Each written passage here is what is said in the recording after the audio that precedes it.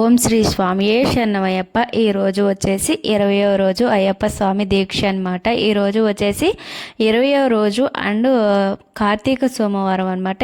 3:30కి లేచానండి.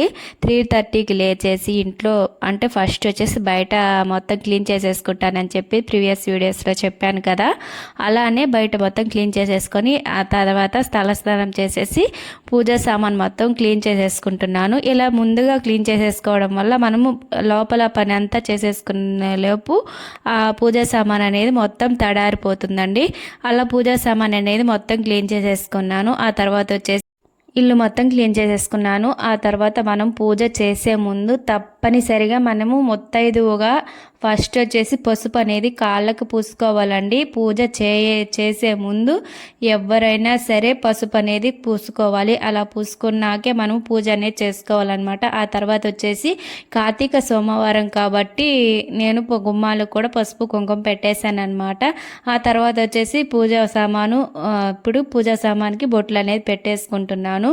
ముందు వచ్చేసి క్లీన్ చేసుకున్నాను కదా, నేను ఇల్లు మొత్తం క్లీన్ చేసేసుకునే లోపు ఈ తడి అనేది మొత్తం మారిపోయిందండి. ఎక్కడైనా కొద్దిగా ఉంటే ఇలా మనం క్లాత్తో క్లీన్ చేసేసుకొని ఇలా ఆయిల్ అనేది వేసేసుకుంటే బాగా వెలుగుతాయి అనమాట ఒత్తులు. మళ్ళీ అలా తడి మీద పెట్టేసామనుకోండి ఒత్తులు అనేవి తొందరగా వెలగవు అనమాట.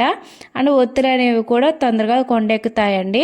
అందుకని చెప్పి తడి మీద వెలిగించకూడదు అని చెప్తారు. అవును, సరేనండి. ఈరోజు కార్తీక సోమవారం అని చెప్పాను కదా, కార్తీక సోమవారం అయినప్పుడు మన కార్తీక మాసంలో ఏం చేస్తామండి, సముద్ర స్నానం చేసేసి ఆ తర్వాత శివాలయంలో దీపం అనేది పెట్టుకొని ఇంటికి వస్తాం కదా. అందుకని చెప్పేసి నేను 3:30కి లేచేసి ఇంట్లో పూజ మొత్తం చేసుకొని ఆ తర్వాత వచ్చేసి సముద్ర స్నానానికి వెళ్ళి, ఎందుకంటే ఇక్కడ వచ్చేసి అయ్యప్ప స్వామి పీఠం అనేది పెట్టుకున్నాం కాబట్టి అందుకని చెప్పేసి నేను ఇక్కడ ఫస్ట్ వచ్చేసి ఇంట్లో దీపం అనేది పెట్టుకొని ఆ తర్వాత సముద్ర స్నానంకి వెళ్ళేసి అక్కడ దీపం పెట్టుకున్నానండి.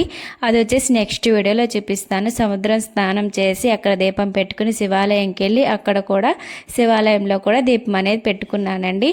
ఇక్కడ అయ్యప్ప స్వామికి దీపాలు అనేది పెట్టేశాక ఆ దీపాల కాంతుల్లో అయ్యప్ప స్వామి ఎలా వెలిగిపోతున్నాడో చూడండి. నాకైతే నేను ఒక 15 నిమిషాల పాటు అలే చూస్తూనే ఉంటానండి. దీపారాధన చేసిన తర్వాత అలా చాలా ఇష్టమైన నాకు అలా చూసుకోవడం. అంటే మీకు అలానే ఉంటుందో లేదో కామెంట్ చేసేసేయండి. ఇప్పుడైతే సముద్రానికి అయితే వెళ్తున్నాం. నెక్స్ట్ ఏమైందో నెక్స్ట్ వీడియోలో చూపిస్తాను. బాయ్.